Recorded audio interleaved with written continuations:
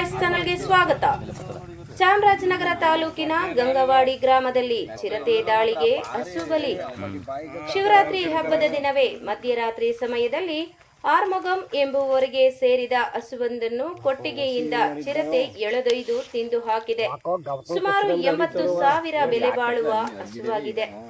ಇದರಿಂದ ನಮ್ಮ ಜೀವನ ಸರಾಗವಾಗಿ ನಡೆಯುತ್ತಿತ್ತು. ಇವಾಗ ನಮಗೆ ಜೀವನ ನಿರ್ವಹಣೆ ಮಾಡುವುದು ಕಷ್ಟವಾಗುತ್ತದೆ. ಹಾಗಾಗಿ ಸಂಬಂಧಪಟ್ಟ ಅಧಿಕಾರಿಗಳು ನಮಗೆ ಪರಿಹಾರ ಕೊಡಿಸಿಕೊಡಿ ಎಂದು ಕುಟುಂಬಸ್ಥರು ಮನವಿ ಮಾಡಿದ್ದಾರೆ. ಗ್ರಾಮ ಪಂಚಾಯಿತಿ ಅಧ್ಯಕ್ಷರು ಗಂಗವಾಡಿ ವಸಂತಕುಮಾರ್ ಹಾಗೂ ಸದಸ್ಯ ಕಾಳೇಗೌಡ ಹಾಗೂ ವಕೀಲ ಗಂಗವಾಡಿ ಸಂಪತ್ರವರು ಮಾತನಾಡಿ, ನಮ್ಮ ಸುತ್ತಮುತ್ತಲಿನ ಗ್ರಾಮಗಳಲ್ಲಿ ರೈತರು ಹಾಗೂ ಸಾರ್ವಜನಿಕರು ಮುಂಜಾನೆ ಸಮಯದಲ್ಲಿ ಹೆಚ್ಚಾಗಿ ಓಡಾಡುತ್ತಾರೆ. ಹಲವರು ಪ್ರತ್ಯಕ್ಷವಾಗಿ ಚಿರತೆ ನೋಡಿ ಭಯಭೀತರಾಗಿ ಹಲವು ಬಾರಿ ಅರಣ್ಯ ಇಲಾಖೆಗೆ ಮಾಹಿತಿ ನೀಡಿದರು. ಯಾವುದೇ ಪ್ರಯೋಜನ ಆಗಿಲ್ಲ. ಒಂದು ಕಡೆ ಯಳಂದೂರು ಅರಣ್ಯ ವಲಯಕ್ಕೆ, ಮತ್ತೊಂದು ಚಾಮರಾಜನಗರ ವಲಯಕ್ಕೆ ಬರುವುದಾಗಿ ಅರಣ್ಯ ಇಲಾಖೆ ಅಧಿಕಾರಿಗಳು ಉತ್ತರ ನೀಡಿ ತಪ್ಪಿಸಿಕೊಳ್ಳುತ್ತಾರೆ. ನಮ್ಮ ಗ್ರಾಮದ ರೈತರು ಹಾಗೂ ಸಾರ್ವಜನಿಕರಿಗೆ ವನ್ಯಜೀವಿಗಳಿಂದ ರಕ್ಷಣೆ ಬೇಕಿದೆ. ಇಲ್ಲವಾದರೆ ಮುಂದಿನ ದಿನಗಳಲ್ಲಿ ಉಗ್ರ ಹೋರಾಟ ಮಾಡಬೇಕಾಗುತ್ತದೆ.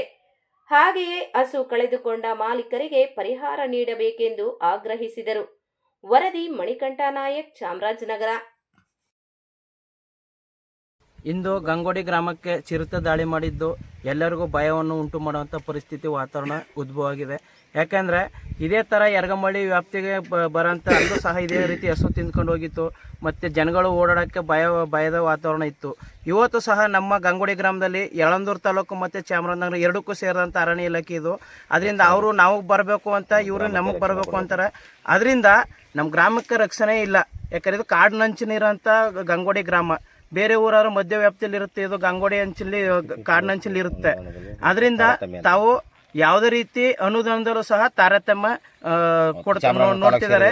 ಅದರಿಂದ ಈ ಹಸು ದಾಳಿ ಮಾಡೋದ್ರಿಂದ ಎಲ್ಲರಿಗೂ ನೋವು ಉಂಟಾಗದೆ. ಯಾಕಂದ್ರೆ ಇದೊಂದು ಪ್ರೆಗ್ನೆಂಟ್ ಆಗಿರೋಂಥ ಇದು ಹಸು.